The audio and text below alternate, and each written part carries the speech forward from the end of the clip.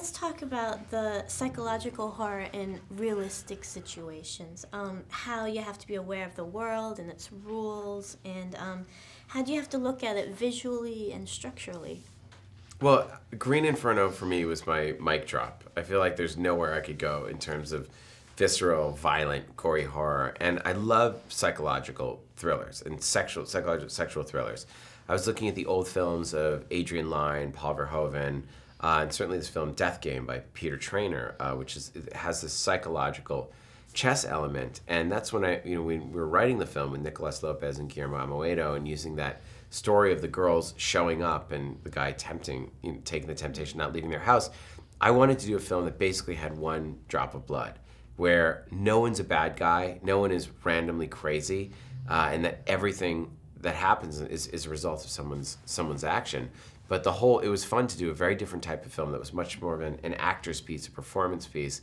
I think in my other films, the kill will often overshadow the performance, and I think that the performance is what makes the kill powerful, not necessarily the gore. And I wanted to have a film that really, certainly in the first 45 minutes, that musical chair sequence, you really, really were with the characters and following along with them. So tell me about the psychology of this man as he descends into the situation and he's losing control, and the reverse psychology of him and as a victim and as the woman as the aggressor. Sure. Well, it was fun to flip the roles, where you certainly have the man basically acting as the final girl, even though it's not a horror film, but it's in our houses we feel like we're in control.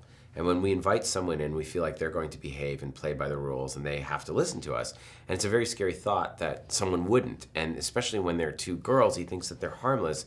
And that's what they use to disarm him, is their sexuality. Genesis comes in and almost dangles Belle like this doll, this shiny object, and he just has stars in his eyes for her. But what we're seeing with Keanu is it's the first time he's ever played a father in a movie. He's never been this vulnerable with kids and a dad, and he's a nice guy. But if you look closer, there's cracks in the facade. He's not happy in his relationship. His wife, he's like, we haven't had sex in 3 weeks. He uses the monster voice. And she's like, leave me alone, my show, and the kids, okay, sorry.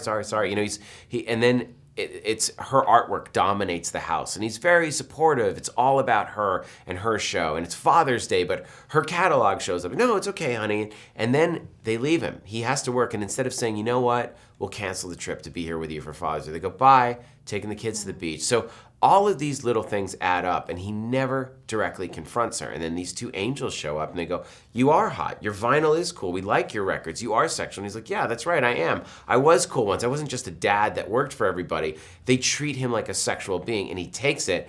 And then the next day, he realizes he opens his kitchen, and they're like two raccoons that have escaped. And instead of, again, if Keanu had come out and said, boy, you made me realize how unhappy I am in my relationship. Thank you. Can I make you breakfast? You guys can stay. They probably wouldn't have done anything to him. But he goes, I thought you guys left. When you guys are leaving, I'll call you, get out of here. And they're like, well, that's when they say, okay, game on. We know exactly who you are. And these girls have had things done to them that they had no choice in the matter. And they're out to prove that whether you have a wedding ring or you're the photos on the wall or the wife and the kids, it's all bullshit. All men are the same. If you offer them a pizza at 2 a.m, they're going to take it. Pizza. Free pizza. All right. Well, thank you. Thank you so much. I know. It was interesting. I was on